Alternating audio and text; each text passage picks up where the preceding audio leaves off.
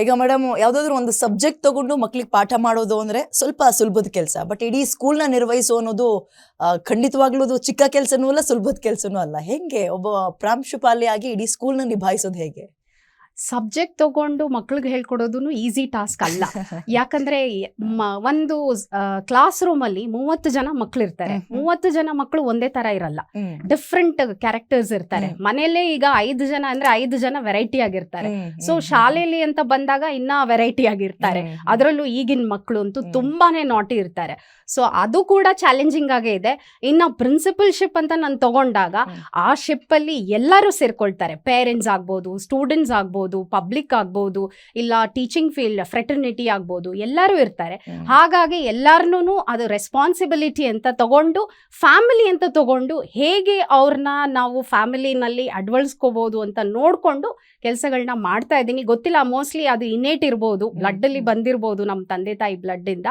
So ನಿಭಾಯಿಸ್ಕೊಂಡು ಹೋಗ್ತಾ ಇದ್ದೀನಿ. It's a very good experience. ನಾನು ಯಾವತ್ತೂ ಪೇನ್ನ ಪ್ಲೆಷರ್ ಆಗೇ ತೊಗೊಂಡಿದ್ದೀನಿ ಇವತ್ವರೆಗೂ. ಸೊ ಹಾಗೆ ನಡೀತಾ ಬಂದಿದೆ. ನಾನು ಎಂಜಾಯ್ ಮಾಡ್ತಾ ಇದ್ದೀನಿ, ಈ ಫೀಲ್ಡ್ನ ತುಂಬ ಎಂಜಾಯ್ ಮಾಡ್ತಾ ಇದ್ದೀನಿ.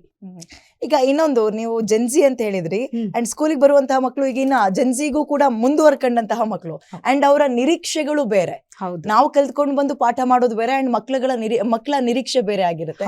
ಸೊ ಹೇಗೆ ನಿಭಾಯಿಸೋದ್ರಲ್ಲಿ ವ್ಯತ್ಯಾಸಗಳು ಕಾಣ್ತಾ ಇದಾರೆ ಎವ್ರಿ ಇಯರ್ ಕಳೀತಾ ಇದ್ದಂಗೆ? ತುಂಬಾ difference. Every year, each and every year ಒಂದೊಂದು ಸ್ಟೆಪ್ ಫಾರ್ವರ್ಡೇ ಹೋಗ್ತಾ ಇದಾರೆ ಮಕ್ಕಳು. ಅವರಿಂದ ನಾವು ತುಂಬಾ ಕಲಿತಾ ಇದೀವಿ. ಬಿಕಾಸ್ ನಾವ್ ಏನೂ ಕಲ್ತೂ ಇಲ್ಲ ಇವತ್ವರೆಗೂ.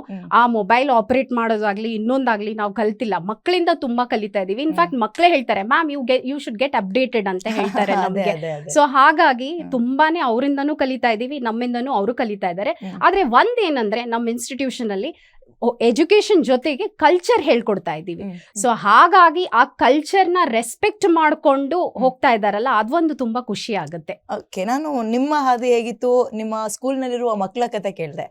ಈಗ ಈ VLS ಇಂಟರ್ನ್ಯಾಷನಲ್ ಸ್ಕೂಲ್ ಬಗ್ಗೆ ನೀವು ಹೇಳೋದಾದ್ರೆ ಹೇಗ್ ವಿಶೇಷತೆ, ಹೇಗ್ ವಿಭಿನ್ನತೆ ಬೇರೆ ಸ್ಕೂಲ್ಗಳಿಗಿಂತ? ಒಂದ್ ಹೇಳಲೇಬೇಕು ನಾನು, ಈ ಎಜುಕೇಶನ್ ಅನ್ನೋದು ಈಗ ಹತ್ತತ್ರ ಕಮರ್ಷಿಯಲ್ ಆಗಿ ಬದಲಾಗ್ತಾ ಇದೆ ಅಂತ ಪೇರೆಂಟ್ಸ್ಗಳೇ ಕಂಪ್ಲೇಂಟ್ ಮಾಡ್ತಾರೆ.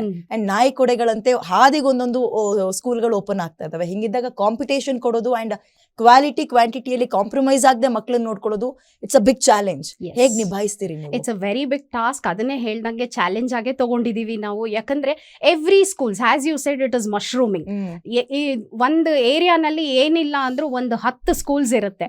ಸೊ 10 ಸ್ಕೂಲ್ಸ್ ಅಲ್ಲೂ ಕ್ವಾಲಿಟಿ ಕೊಡ್ತಾರೆ. ಸೊ ನಮ್ಮ ಸ್ಕೂಲ್ ಹೇಗೆ ವಿಭಿನ್ನ ಅಂತ ಹೇಳಿದ್ರೆ, ನಮ್ದು ICSE ಬೋರ್ಡ್ ಆದ್ರಿಂದ, ಸ್ಟೇಟ್ ಬೋರ್ಡ್ಸು ಇದೆ, ಬಟ್ ICSE ಬೋರ್ಡ್ ಆದ್ರಿಂದ ನಾನು ನೋಡ್ಕೊಂಡಿರೋದು ಆಗ್ಲೇ 14 ವರ್ಷದಿಂದ ನಾನು ನೋಡ್ಕೊಳ್ತಾ ಇದ್ದೀನಿ. ಸೊ ನೋಡ್ಕೊಂಡಿರೋ ಮಟ್ಟಿಗೆ ಹೇಳೋದಾದ್ರೆ, ಮಕ್ಕಳಿಗೆ ಎಲ್ಲೋ ಒಂದ್ ಕಡೆ ಅದೇ ನೀವ್ ಹೇಳ್ದಾಗೆ ಕಲ್ಚರ್ ಕಡಿಮೆ ಆಗ್ತಾ ಇದೆ because of the mobile usage. ಈಗಿನ ಇದು ಸೋಷಿಯಲ್ ಮೀಡಿಯಾ ಎಫೆಕ್ಟ್ ಇಂದ ಆಗ್ಬೋದು, ಇಲ್ಲ ಮತ್ತೊಂದು ಫ್ಯಾಮಿಲಿ ಕಲ್ಚರ್ ಆಗ್ಬೋದು, ಈ ಪಬ್ಸ್ ಕಲ್ಚರ್ ಆಗ್ಬೋದು, ಇದರಿಂದ ಎಲ್ಲೋ ಎಫೆಕ್ಟ್ ಆಗ್ತಾ ಇದೆ. ಬಟ್ ಅದನ್ನೆಲ್ಲ ನಾವು ಏನು ಡಿಡಕ್ಷನ್ ಮಾಡ್ಕೊಂಡು ಬರ್ತಾ ಇದೀವಿ. ಅಂಡ್ ಮೋರ್ ಓವರ್ ಒಂದು ಫ್ಯಾಮಿಲಿ ಬಾಂಡಿಂಗ್ ಬಂದಿದೆ ಮಕ್ಕಳಿಗೆ. ನನ್ನ ಸ್ಕೂಲಲ್ಲಿ ಏನಾಗ್ತಾ ಇದೆ ಅಂದ್ರೆ, ನಮ್ಮ ಸ್ಕೂಲಲ್ಲಿ ಒಂದು 30% ಇರೋ ಮಕ್ಕಳು, 40% ಇರೋ ಮಕ್ಕಳನ್ನ 80% ವರ್ಗೂ ತಗೊಂಡು ರೀಚ್ ಮಾಡ್ತಾ ಇದೀವಿ. ಸೊ ಇವಾಗ ಒಂದು ಎಂಟ್ರೆನ್ಸ್ ತಗೋತಾರೆ ಮಕ್ಕಳು, ನಮ್ಮ ಸ್ಕೂಲಲ್ಲಿ ಬರ್ತಾರೆ ಅಂತ ಹೇಳಿದ್ರೆ 40% 50% ಬಂದಿರೋ ಮಕ್ಕಳು 10th ಬರೋ ಅಷ್ಟರಲ್ಲಿ 80% 90% ತಗೊಂಡು ಹೋಗ್ತಾರೆ. ಅದೊಂದು ಸೀರಿಯಸ್ ಅಪ್ರಿಸಿಯೇಷನ್ ನನ್ನ ಟೀಚರ್ಸ್ಗೆ ಕೊಡಬೇಕಾಗತ್ತೆ. ಯಾಕಂದರೆ ತುಂಬಾ ಕಷ್ಟಪಡ್ತಿದ್ದಾರೆ, ಅದಕ್ಕೆ ಪೇರೆಂಟ್ಸ್ ಕೂಡ.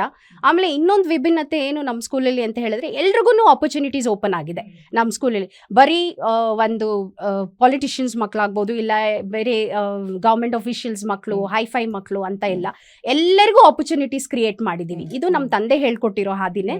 ಸೊ ಅವ್ರು ಹೇಳ್ತಾರೆ, ಎಜುಕೇಶನ್ ಎಲ್ಲರಿಗೂ ಸೇರ್ಬೇಕಾದ್ದು, ಯಾರಪ್ಪನ ಮನೆ ಆಸ್ತಿ ಅಲ್ಲ. ಸೊ ಹಾಗಾಗಿ ಏನಾಗತ್ತೆ ಅಂತ ಹೇಳಿದ್ರೆ, ಒಂದು ಆಟೋ ಡ್ರೈವರ್ ಆಗ್ಬೋದು, ಕಾರ್ಪೆಂಟರ್ ಆಗ್ಬೋದು, ಒಂದು ನಾಮಿನಲ್ ಫೀಸ್ ನ ಇಟ್ಟಿದೀವಿ.